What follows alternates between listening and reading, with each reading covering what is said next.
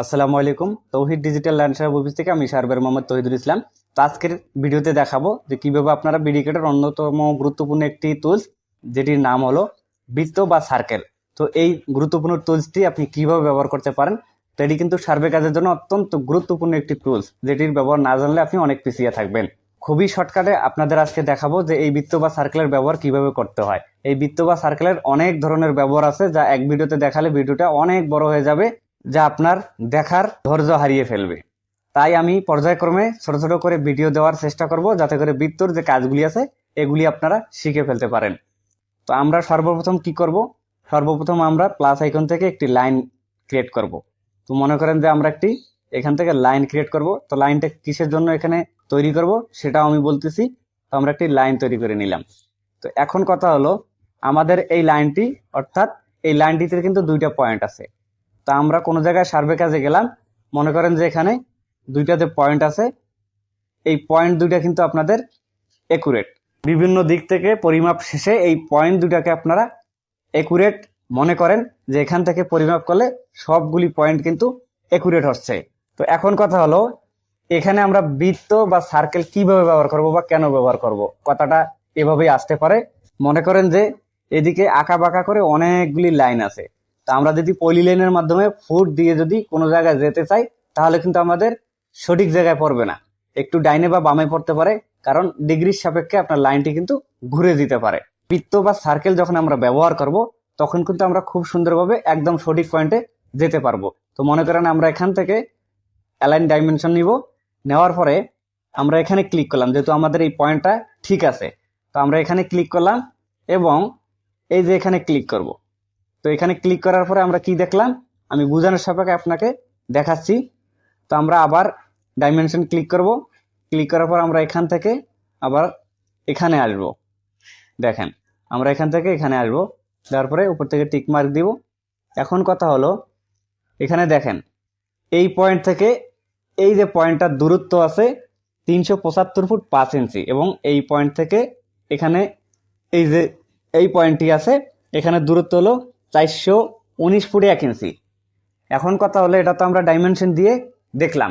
তো এখন আমরা ডাইমেনশন দিয়ে যখন এখানে পয়েন্ট নির্ধারণ করলাম, সেক্ষেত্রে কিন্তু আমাদের সহজ। যখন আমরা সীমানা নির্ধারণ বা অন্য অন্য কাজে যাব, তখন কিন্তু এই বৃত্তটির দরকার পড়বে। তো তখন আমাদের এলোমেলো ভাবে যেতে হবে। তো এটা হলো মূলত সুটাম ত্রিভুজ। তা আমরা যখন সুটাম ত্রিভুজ ব্যবহার করে যখন এলোমেলো ভাবে যাব, তখন কিন্তু আমাদের পয়েন্টগুলি এই যে জমির মাঝে পড়বে। তো তখন জমির মাঝে যখন পড়বে, তখন কিন্তু আপনারা এক্স্যাক্টলি বলতে পারবেন না যে এখানে ডাইমেনশন দিয়ে কোন দিক থেকে কত ফুট আসছে। তো আপনাদের মন মতো তখন নিয়ে যেতে হবে। তো এর জন্য আমরা বৃত্ত বা সার্কেলের ব্যবহার করব। তো দেখেন, আমি আপনাদের বোঝানোর সাপেক্ষে এটার প্রয়োগ করছি। প্লাস আইকন থেকে আমরা কি করব, বৃত্ত বা সার্কেল নিব। দেখেন, বৃত্ত বা সার্কেলে ক্লিক করার পর উপরে যে আপনারা সেন্টার যে পয়েন্টটি দেখতে পাচ্ছেন, এখানে সেন্টারে ক্লিক করব এবং এখানে আমরা একটি ক্লিক করলাম, করার পরে ওকেতে ক্লিক করে দিব। এখন আমাদের সামনে কি আসলো, ফুট এবং ইঞ্চি আসলো। এখন আমরা কোন মানটা এখানে বসাবো, দেখেন আমরা যে এই যে পয়েন্টটি আছে, এখানে যেহেতু 375 ফুট 5 ইঞ্চি, তো আমরা এটা বসাবো আগে 375 ফুট, দেওয়ার পরে ইঞ্চির ঘরে আমরা 5 ইঞ্চি দেবো, দেওয়ার পরে ডানে ক্লিক করার পর আমাদের বৃত্তটা কিন্তু তৈরি হয়ে গেছে। আবার আমরা সেন্টার বৃত্ত নিব, নেওয়ার পর আমরা কি করব, এখানে একটি ক্লিক করে দিব, দেওয়ার পর একবার টিক চিহ্নে ক্লিক করে দিব, দেওয়ার পর এখানে ফুট চলে আসবে। তো আমরা এখন এখানে কি লিখবো, 419 ফুট 1 ইঞ্চি। তো আমরা 419 ফুট ইঞ্চির ঘরে 1 ইঞ্চি দিব, দেওয়ার পর কি করব, ডান করব। ডান করার পর এখান থেকে আমরা ব্যাক করে চলে যাব, বা এখানে একটি ক্লিক করে দিব। দেখেন, তো আমরা যেহেতু এখানে ডাইমেনশন দিয়ে সরাসরি গিয়েছি, এখন আমরা কিন্তু কি করব, বৃত্ত দিয়ে চলে যাব। তো বৃত্ত কিন্তু আমরা অলরেডি দুইটা ক্রিয়েট করেছি। দেখেন, এখন এই পয়েন্টের থেকে যখন আমরা 375 ফুট 5 ইঞ্চি আসলাম বৃত্তর মাধ্যমে, এবং এই পয়েন্ট থেকে আমরা যখন 419 ফুট 1 ইঞ্চি আসলাম, দেখেন একদম কিন্তু দুই বৃত্তর এখানে একটা ক্রসিং তৈরি হয়েছে।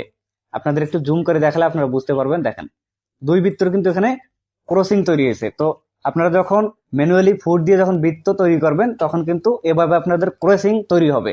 তো আপনাদের ক্রসিং যে জায়গাটি পড়বে, ওই জায়গাটি আপনাদের হলো মূল পয়েন্ট, বা ওই জায়গাটি সঠিক একটি পয়েন্ট।